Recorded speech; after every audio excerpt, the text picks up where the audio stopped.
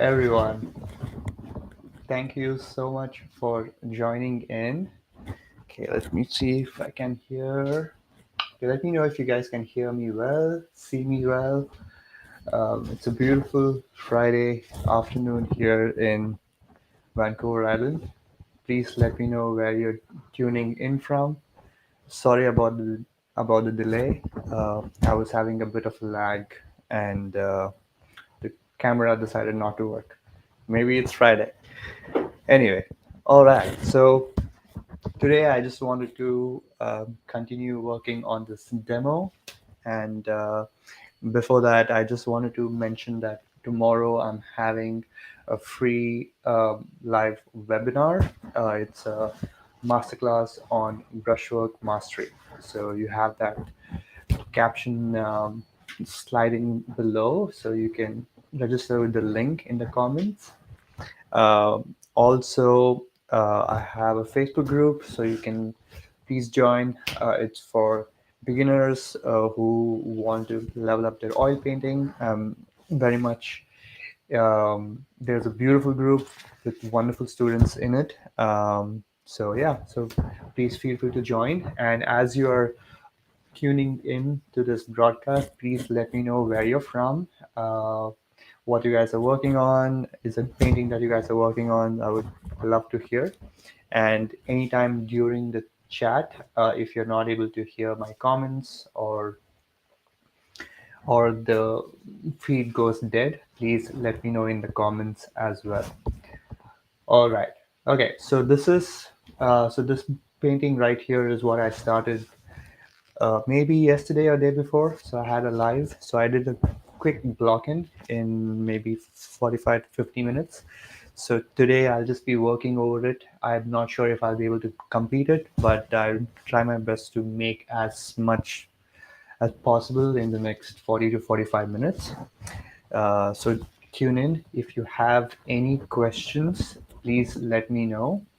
Um, and yeah, so that's about it. So let me see if everything is going well in terms of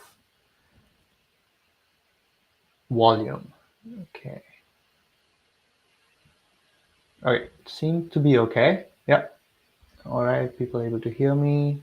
Okay, perfect. Okay, so let's see if I can zoom in slightly more closer.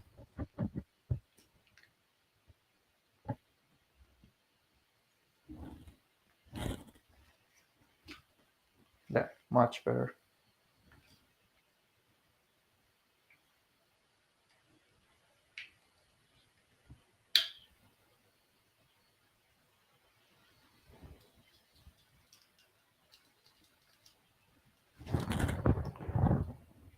Okay, let's see if I can do this right here. There we go.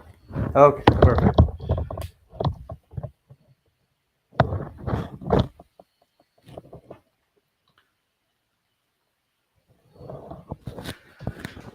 All right. Okay, let's get to painting. So as I said earlier, so I did a rough blocking of everywhere of what where the object should be, and from now on, I'll just be developing what's already in there. So I won't be doing anything new. So even at this point, even if I don't have a reference photo, since I have all the important elements in already in place, so I can now start working from my already established painting. So that's what I always tell to my students, that after a certain point, if you have all the elements in place, you don't have to keep going back to your reference photo. Your reference photo is just a guide or a helper to indicate what you should have, but what you need to convey and your messaging and your story that you want to share should be decided early on in the painting itself. Your reference is not going to help you do that. Okay. All right. So let me see if I can find my reference. Okay, yeah. So please let me know if you have any questions while I paint. I'll be happy to answer any and all questions.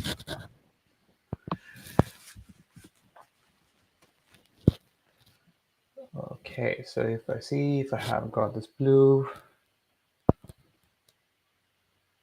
Again, if you have seen my previous demo, the part one of this demo, I I tackle each and every object, whether it's a water or a landscape or or a rock, everything to be the same.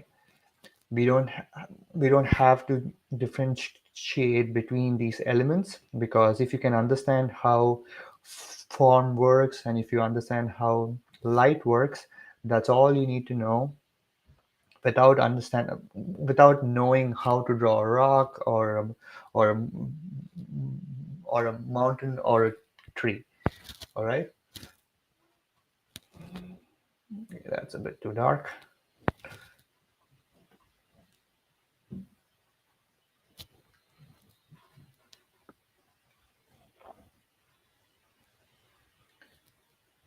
So if you are looking for the reference photo, I would ask send it to you on your email. So please have a look.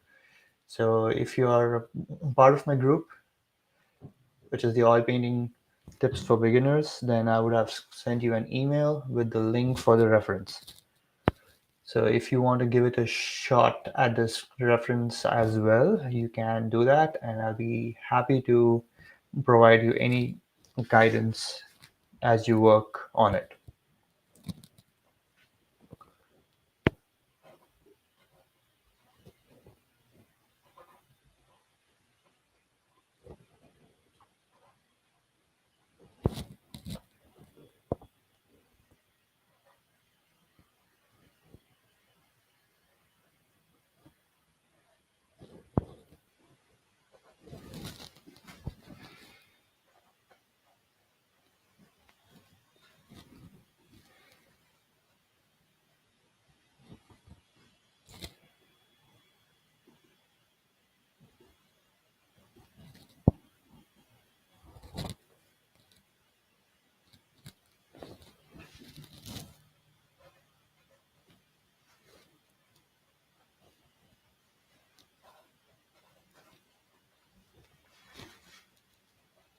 Okay.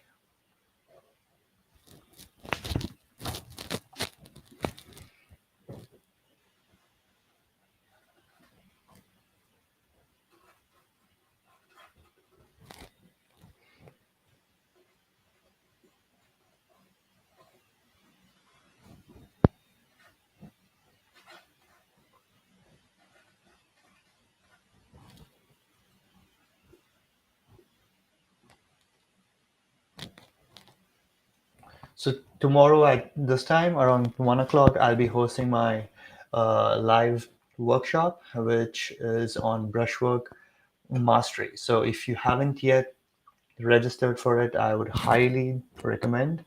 Um, any of them who have joined earlier, they have said that it's really helped them with the painting. So, and it's completely free. So you can ask me any question at the end of the masterclass, and you'll be able to use the techniques that I share instantly in your artworks. So you don't have to wait for a long time to see the results.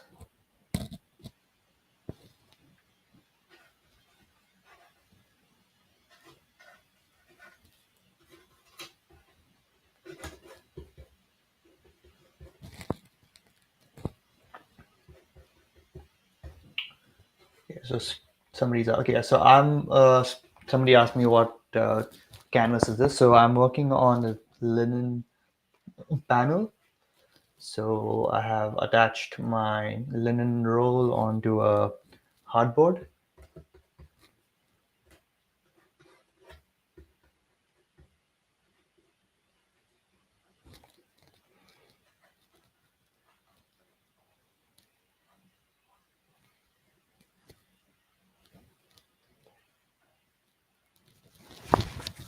we go.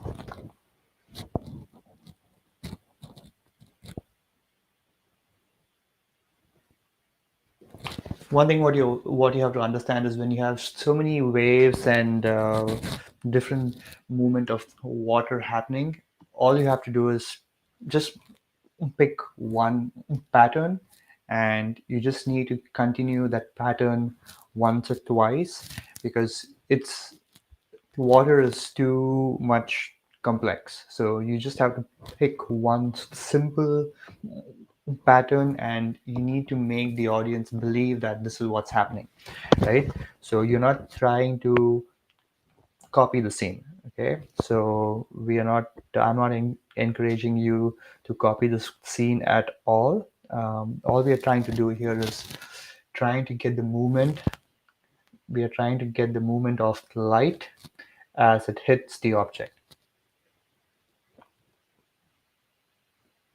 So hence I've named these series as Paint the Light, because we need to make a shift from painting objects to painting light.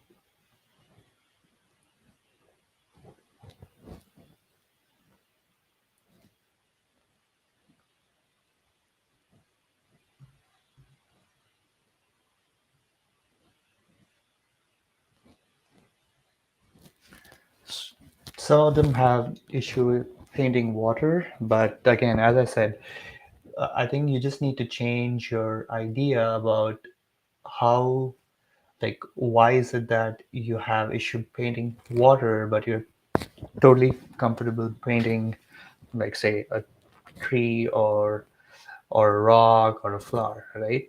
Because at the end of the day, all it is that you're painting a positive shape and a negative shape.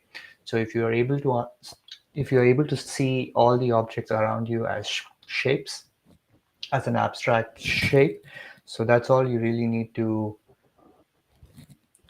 learn. And from then on, you can build up your skills with different techniques like values, temperature, edges. So painting really allows you to make a simple shift in the way you see objects around you. And once you see it, once the brain is able to click, then there's no going back. So after that, it's a very downhill road from there.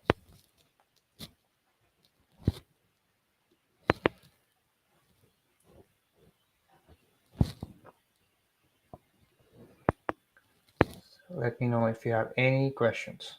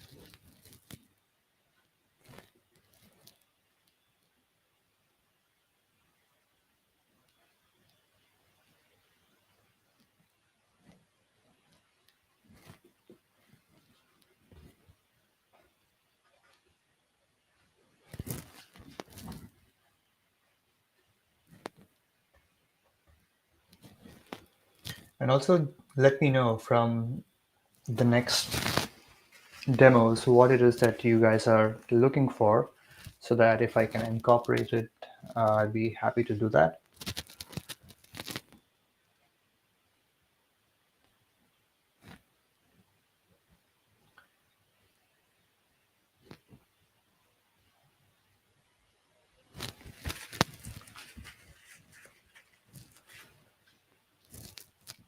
Okay, let's see. So here we have a wave coming in. So I'm just going to make it a little darker to make it a little bit more pronounced.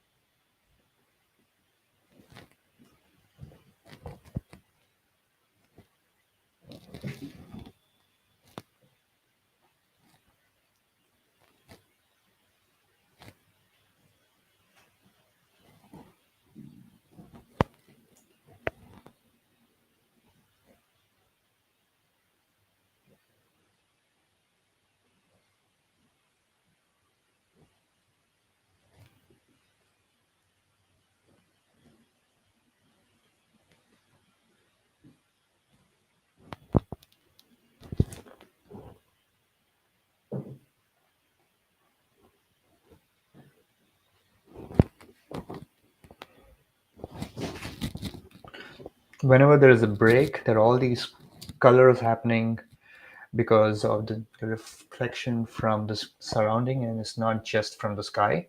So you need to account for all those reflections in your water as well.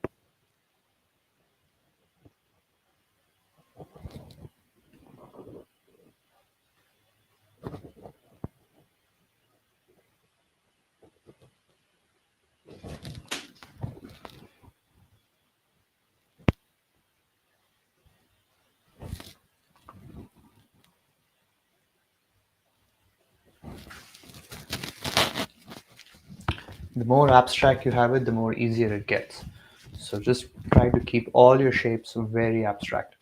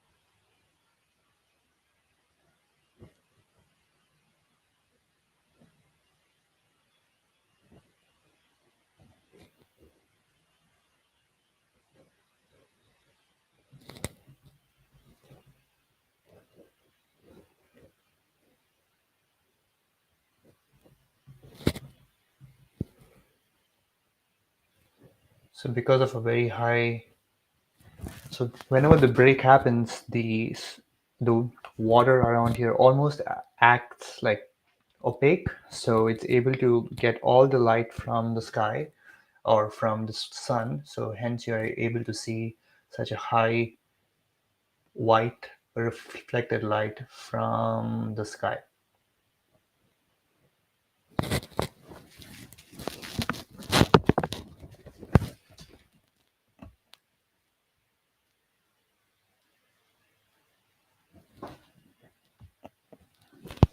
All right.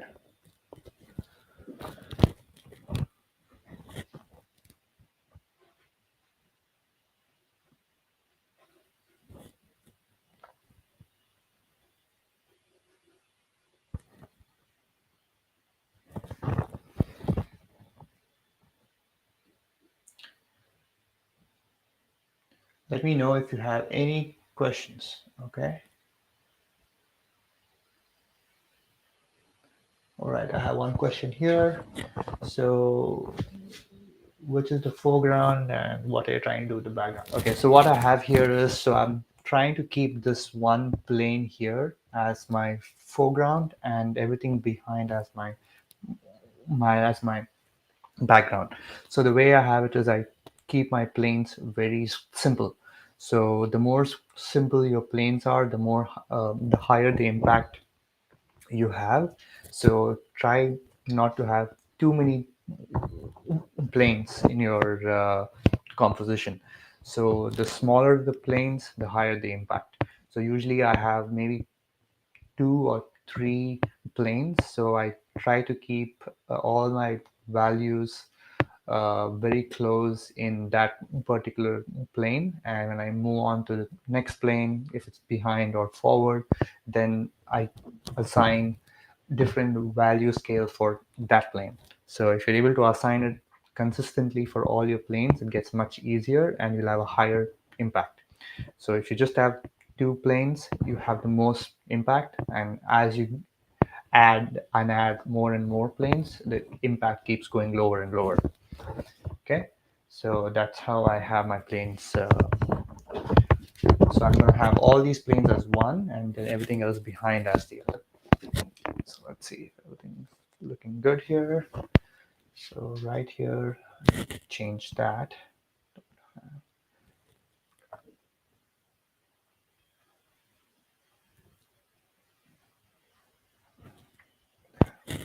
Better.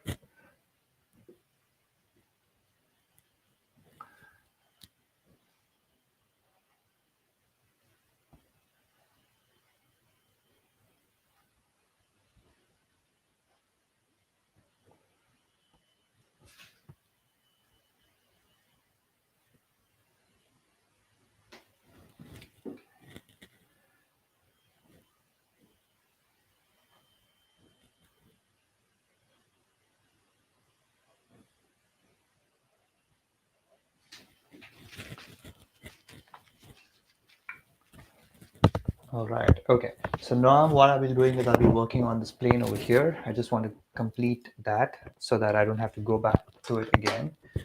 All right. So the way I have it is I have it very cool because I want it to be slightly behind. So I'm gonna be adding slightly more coolness to that. I'll be adding some ultramarine blue, some cobalt violet, and some yellow ochre.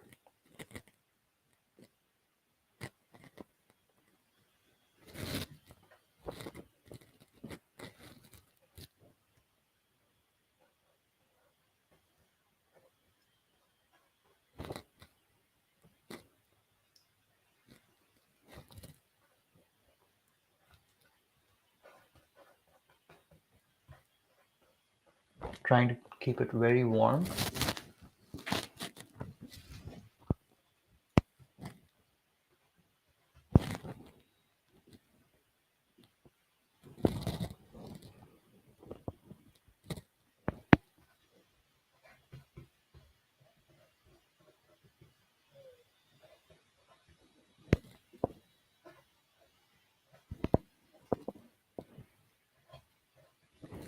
Okay.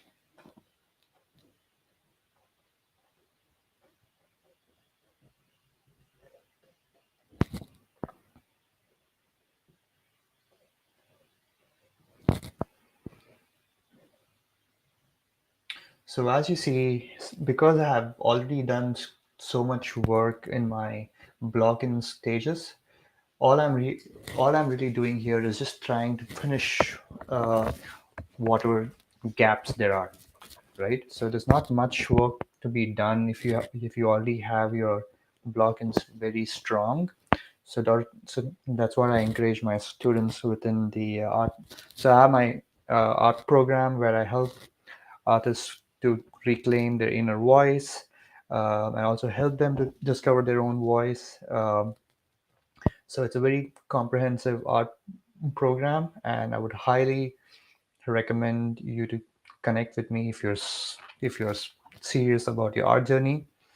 So so how I lay it out there is I try to break down the block-in stages so that you're able to translate what's out there and you're able to use it for your own artistic vision. So you need to first have a vision as what it is that you're trying to convey.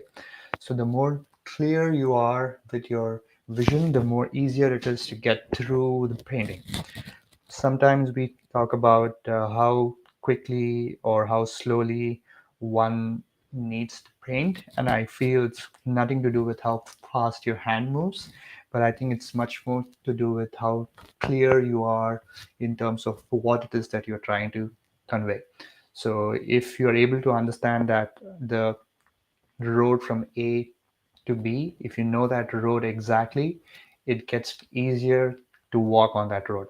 If you don't know the way, you will just be going back and forth, but you will be hitting B, but it's going to take a while for you to get there. So the very first stage is you need to understand what it is that you're trying to convey and how you can relate that with your reference, whether it is you're painting from life or if you're painting from a photo, it doesn't matter. So you just need to understand what it is that you're trying to convey and implement that with the help of the reference.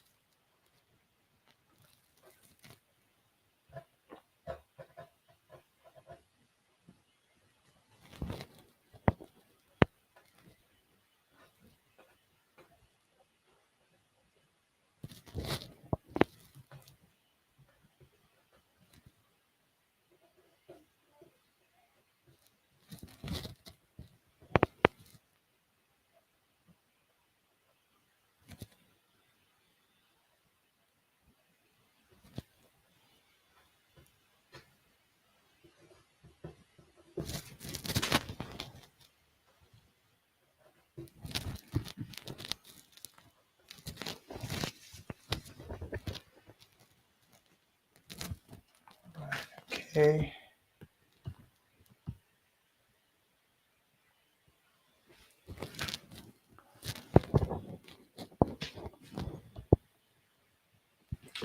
Hey Bush, I just saw your comment. Nice. So this is my first time I'm streaming on Twitch as well. So I'm glad I have a viewer there. So perfect. Yeah, it's a completely new platform for me, but one of my artist friends told me that's a good platform to stream when I'm going live. So I'm like, why not?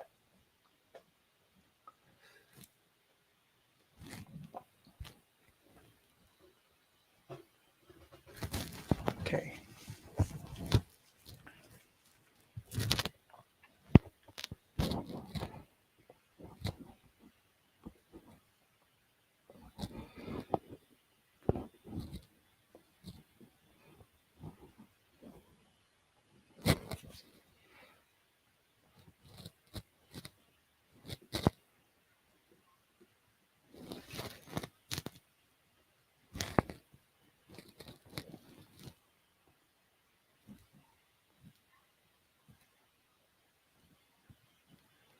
In the masterclass tomorrow, that I'll also be sharing on. I'll also be sharing how to lay the paint if you already have a very thick layer going underneath. So I'll be explaining on how to do that. I'll be having a demo as well, just to show how I work.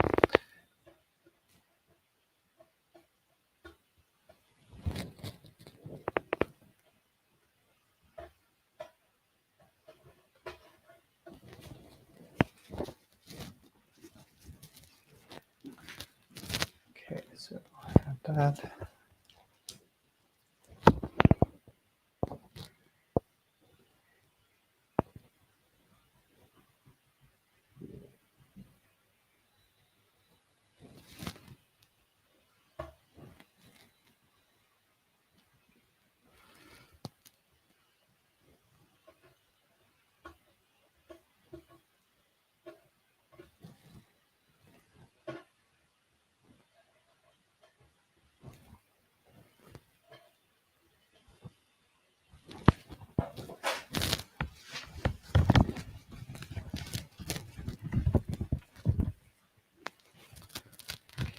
Seems to be a boat right out here, so I'm just gonna place a small boat right there.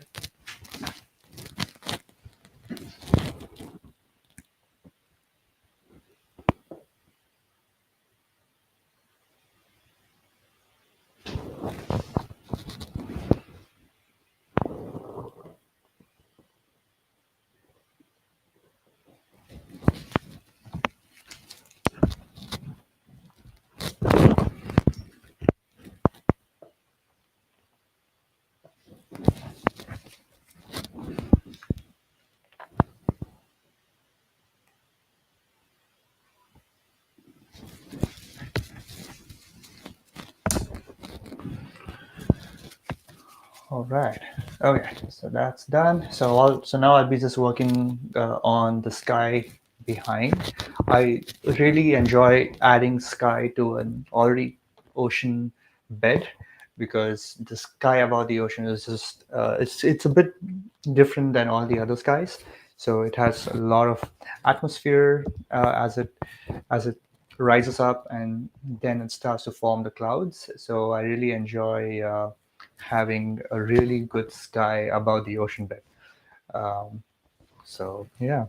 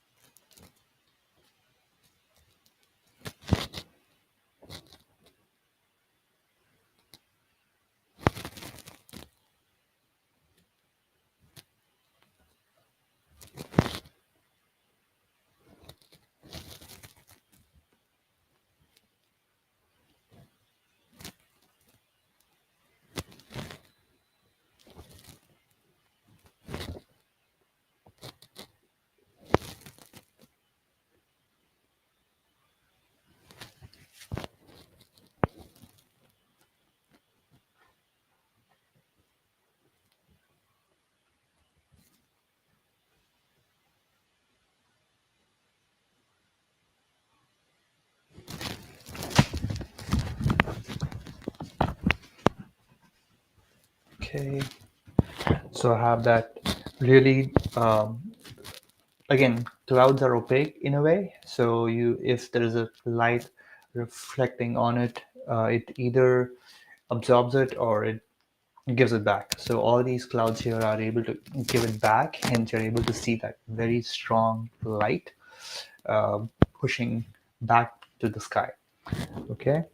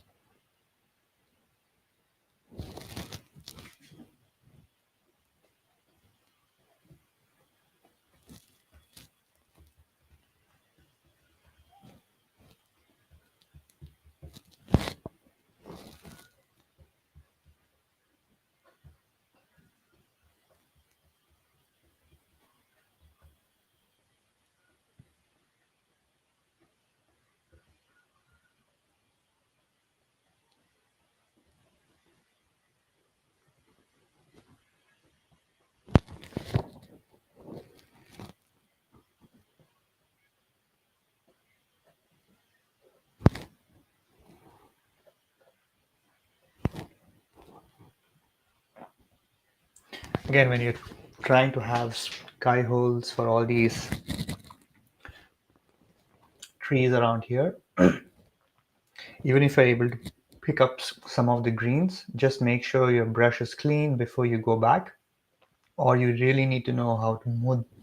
Uh, like you should know how to move the paint if you already have some green on your brush, because if you go with that green brush across the sky, your sky will turn green. Okay, so just make sure that whenever you're doing sky holes, just hold the brush in the appropriate ways so that you don't pick up that green. And even if you do, just clean your brush as you work your way back into the sky. All right. Okay. All right, so let's see. Where was I? There. Because most of the times I see some sky holes, and after they come back, the sky starts becoming greener than the blue what it had. So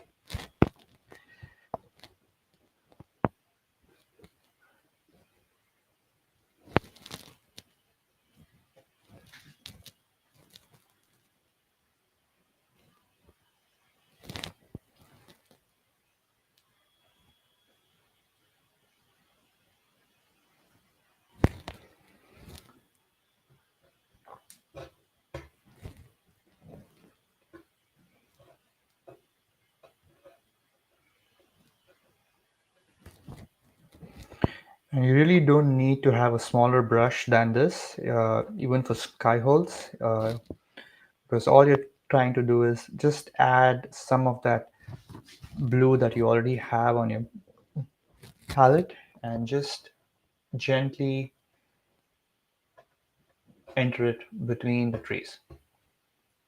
And the values have to be slightly lower than the values of the sky, otherwise they look a bit odd. So just make sure your values of the sky holes are slightly lower than the value of the sky.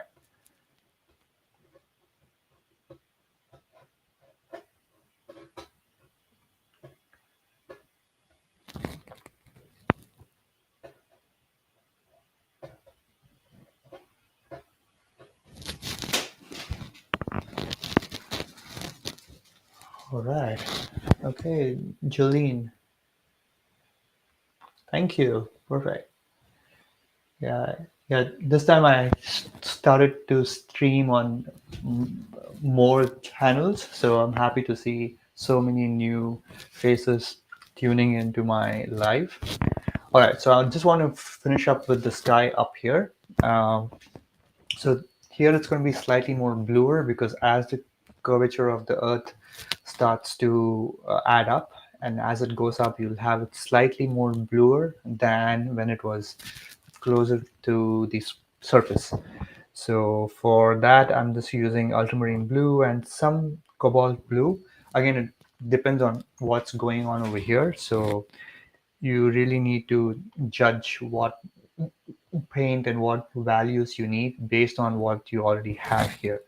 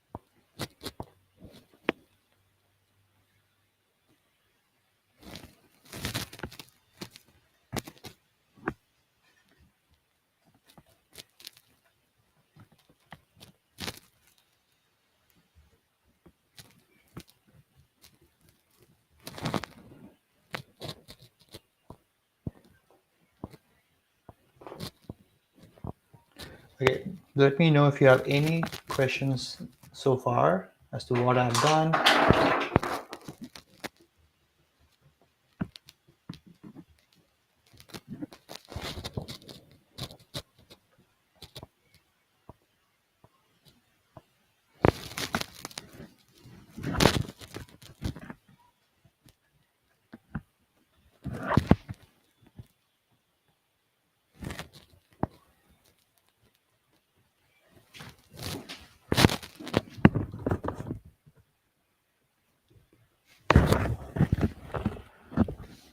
Okay, fine.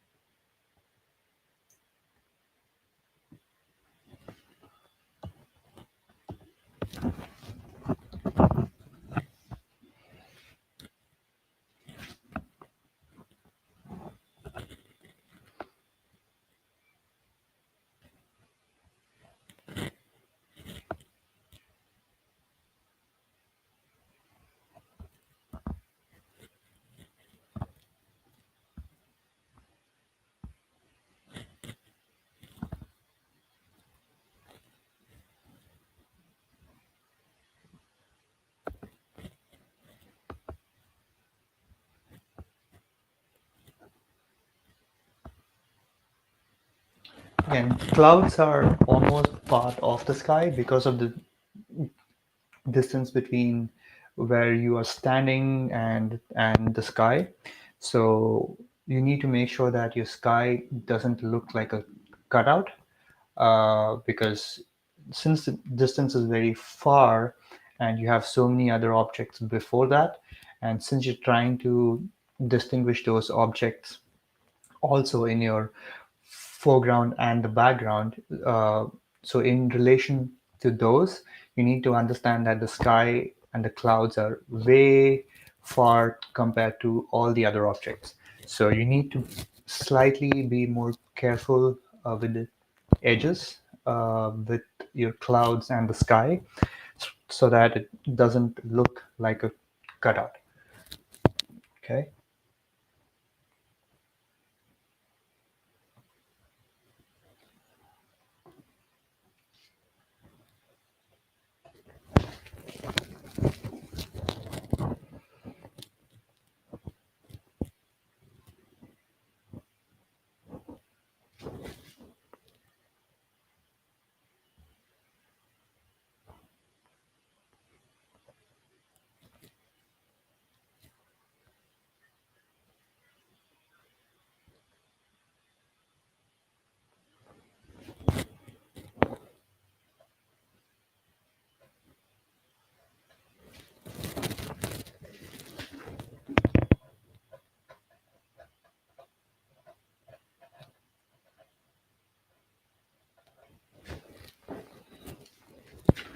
All right. Okay.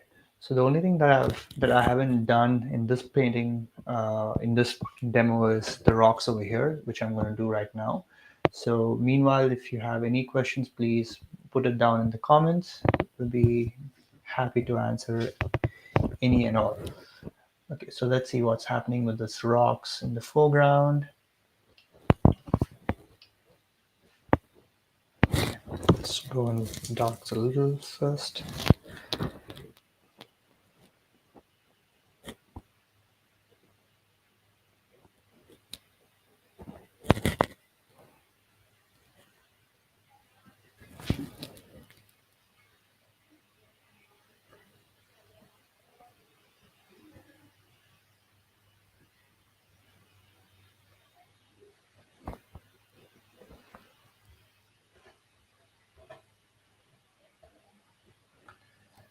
So as I was mentioning yesterday, try to keep your rocks very simple, especially if you have something that's flat. You don't need to have a lot of form in the rocks. So if you're able to get some flats in your shadows, and if you only have some light and a bit of highlight, that's all you really need for a well-established rock formations wherever you have them. Otherwise, if you try to overdo them, and if you try to have all the forms, every curvature and every angle, it starts to look a little off, and it starts to also look very busy. So try to have it as simple as you can,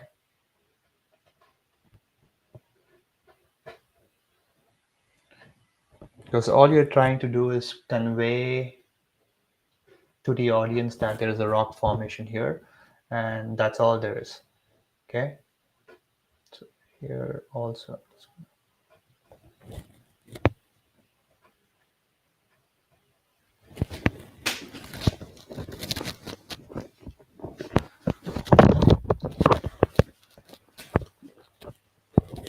Okay, so now going with the lights.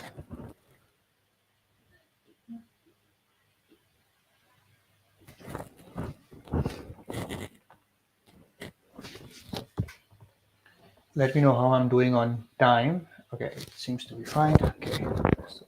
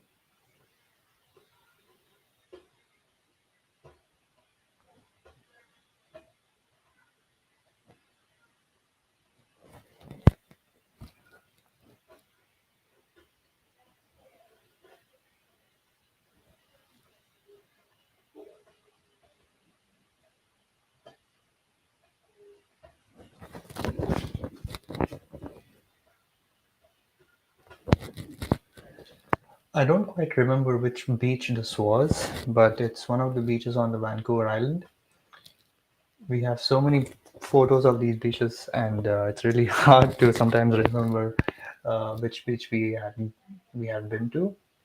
But it was taken sometime last year around the same time. So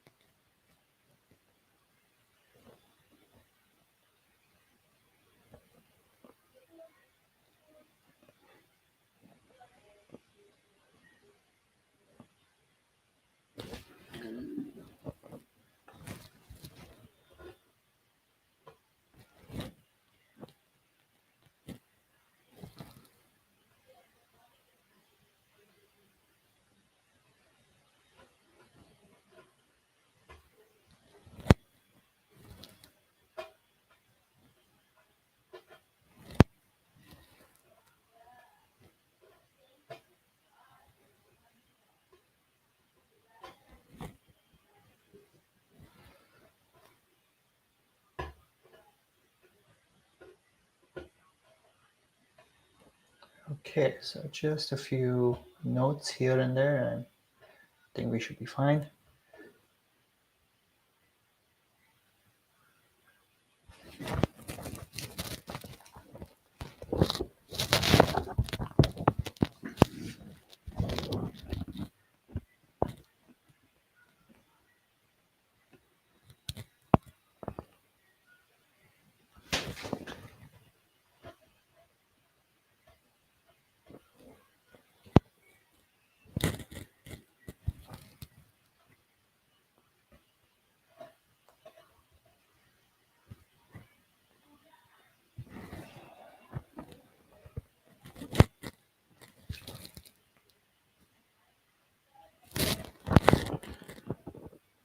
The only reason I'm having this blue right here is to differentiate between the even rock formation and some water in there. And the reason it gets darker is because anything, uh, anywhere where you have a smaller compressed uh, sh- shape, the light also gets smaller. So you can't have a very high highlight, or you can't have a very bright uh, light if the area is small, unless it's a highlight. Okay, like for example, this boat right here, it can have the highest value because the only light it can get is a reflected light and not the light. So you need to differentiate between your light and the reflected light, and the smaller the area is, the smaller the amount the light is able to uh, hit that, right? So what's happening over here is because the area is a bit small, but there is some water there, so it's only able to get that blue from the sky, and it's not able to reflect anything else what's going on around it. And even if it does, all it's doing is it's trying to add, it's only trying to lower the value of that water right around there. So, and that also helps to convey the audience that okay, there is some water between the rocks around over here. Okay, so again, it's much easier. Like I really don't like to emphasize more on a technical aspect, but the more you observe and when you're out there, observation should play a very crucial role, and after that you can try to uh, like make some logic out of it as to why it's happening. Let's see if I have any questions. Okay, Julie. Okay, would you recommend sky holes even if you can't see them? um, so one of the reasons I have sky holes, like even if I can't see them, is to bring in more air into the scene. So if you want your uh, scene to have much more atmosphere or some air in them, so if you add a bit of those sky holes, it allows the this entire mass to breathe, right? So now what's happening here is the air is able to go in and out through these sky holes. But if I did not have that, then it would look almost like a chunk of rock. Again, you can have atmosphere even if you don't have sky holes. But when I mean atmosphere here is that you're able to free up the space more, and any object is able to breathe a bit more. Like for example, over here, I can treat these as sky holes because all it's trying to do here is it's trying to break up this rock formation into smaller and smaller formation, and also it's giving it some room between the objects. So whenever you give room between two objects, you're able to like add much more uh, uh, space into the object.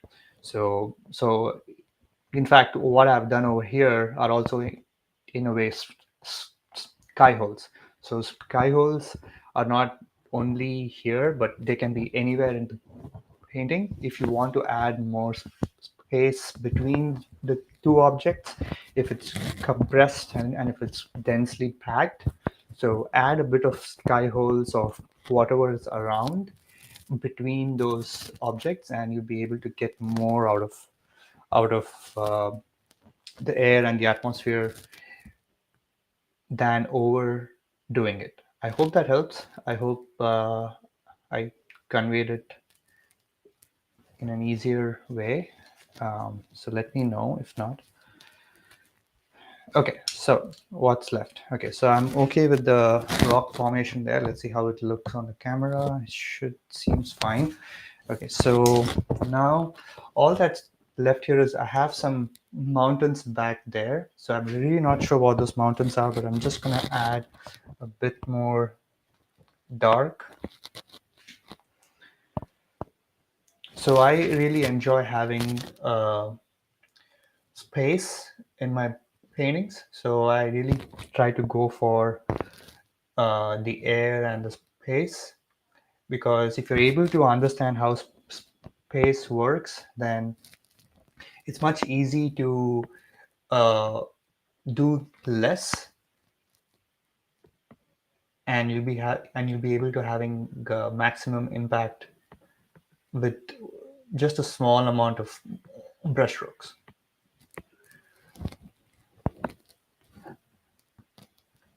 Okay, so I have some.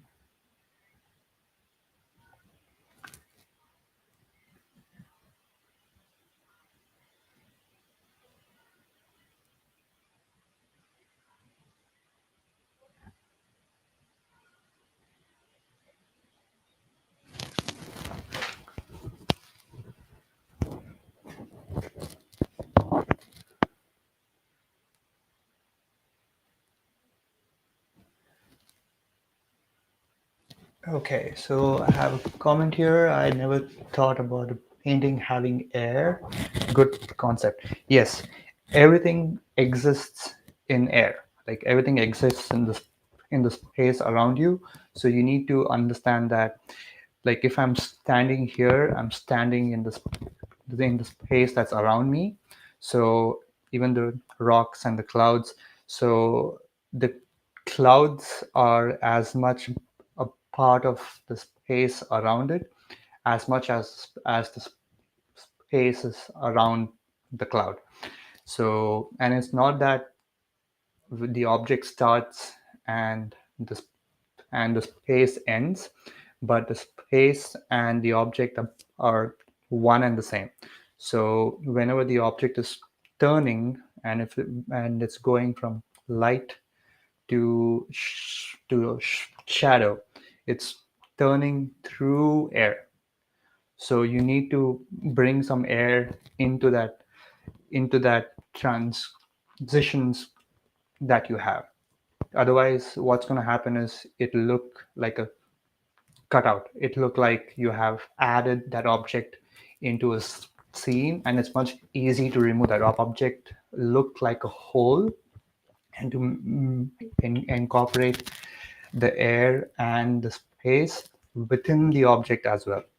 So again, there are different ways of doing it. It's not just with the sky holes. You can do it with the edges. You can do it with the temperature, color. There's so many aspects to it.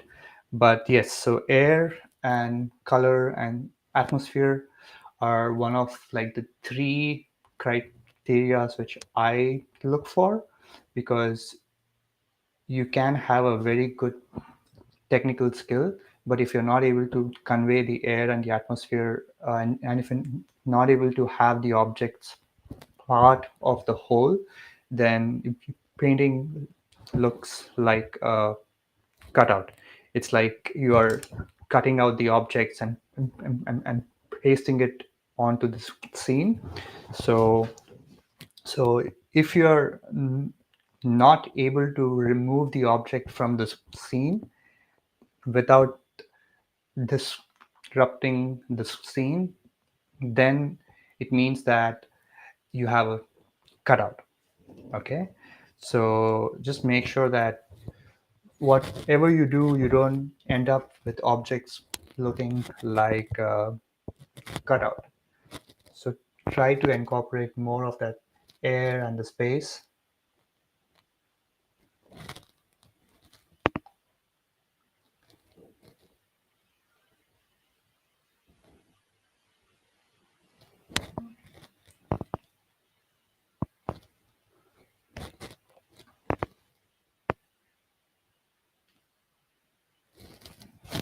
Okay, so that's that. Okay, so I know I have to do some work over here, so let me quickly grab on to that and move on.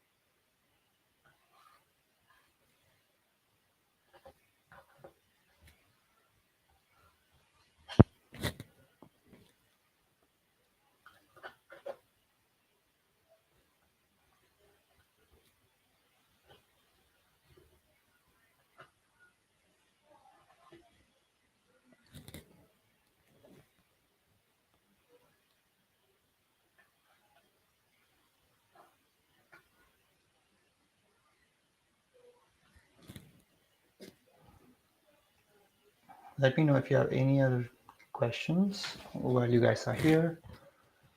Let's see if I can bring a little bit.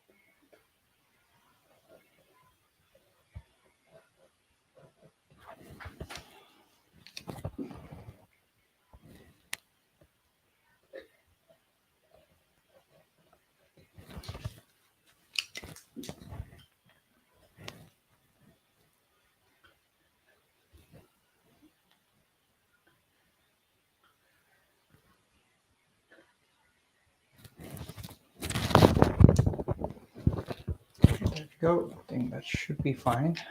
And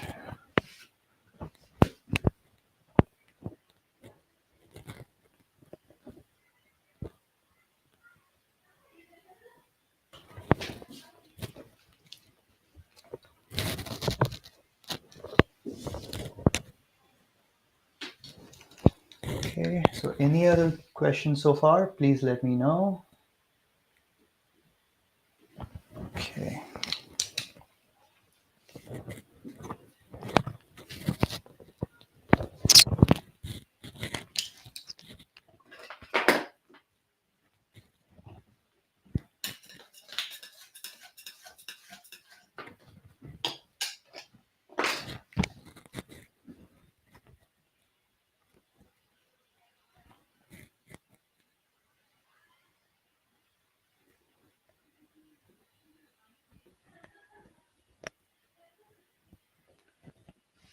So all I'm trying to do now is just to get that bit of green in the background there. And after that, I think I'll call it done.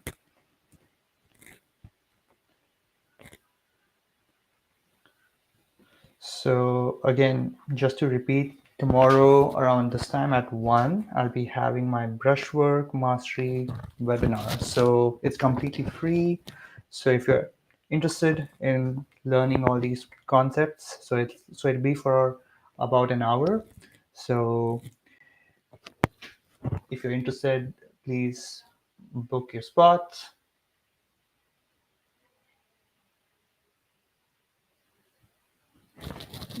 The link is in my profile, and also I'll be sharing the link after this live ends. So if you're interested, you can hop on to the webinar, say hello, ask any questions that you may have.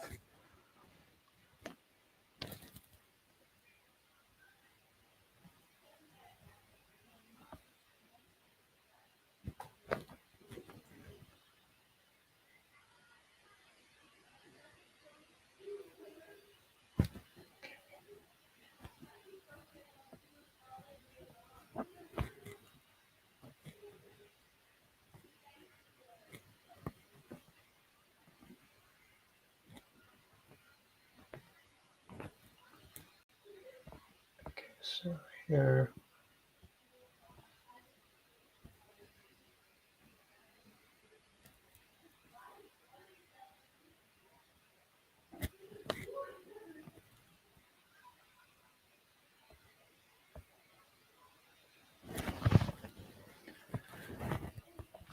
Again, the waves, they need not be that complicated if you're able to understand how the light moves.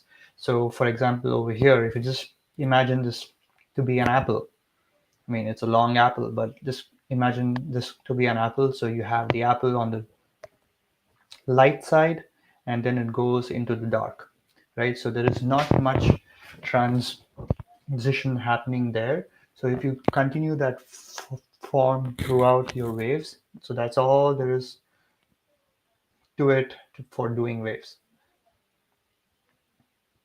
So sometimes I see so many of these different lessons on just doing waves and doing clouds and doing sky and doing landscape. Uh, I really don't enjoy like cutting out different elements like that. So because if you're able to do one, you can easily translate what you learned into others as well. Otherwise, what happens is then you have to study art for each and every object, which is not right at all. So if you're able to understand how the light works and it moves through any object, doesn't matter what the object is, then it gets easier.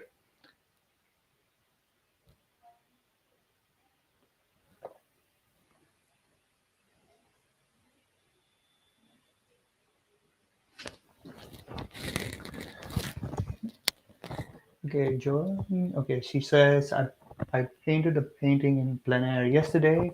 It's a meadow with trees in the back. I kept thinking that something needs to be done with the trees, but I didn't see the light holes, but now added some and it improved greatly. Great. Awesome. That's nice to hear. Yeah, I love adding sky holes. In fact, I add so much. I feel sometimes I'm just overdoing it. Um, And yeah, just try to have sky holes slightly lower in value compared to the value of the sky that's around you, and you'll be able to like get that depth in your landscapes. Okay. All right. Okay, so we are 1 hour in. That's good. Didn't expect this to be done by then, so happy about it.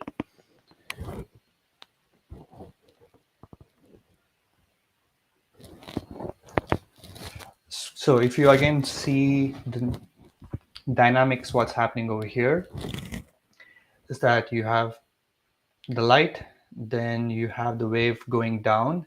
Because the wave is inclined and it's not horizontal, it's not able to pick up that blue from the sky, so it picks up from whatever it's around it, so it gets a bit darker, and as it becomes more horizontal, it's able to get that blue back again, and then again you have a wave. So the same pattern keeps continuing, and you can keep going on for as much as you want. So just follow a simple pattern and you'll be able to convey and imply that it's a wave, right? So you don't have to exactly know how to do a wave. Here.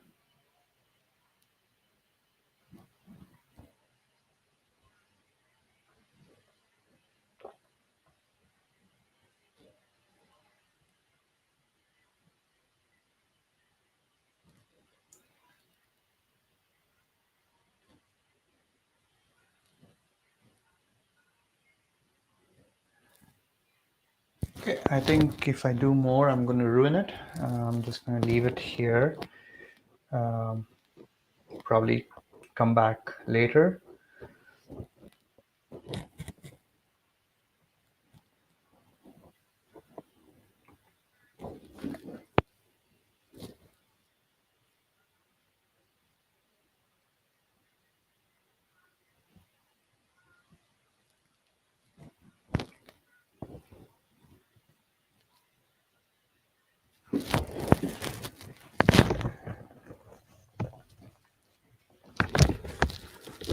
Okay, I think I'll probably stop in here and probably continue it a bit later.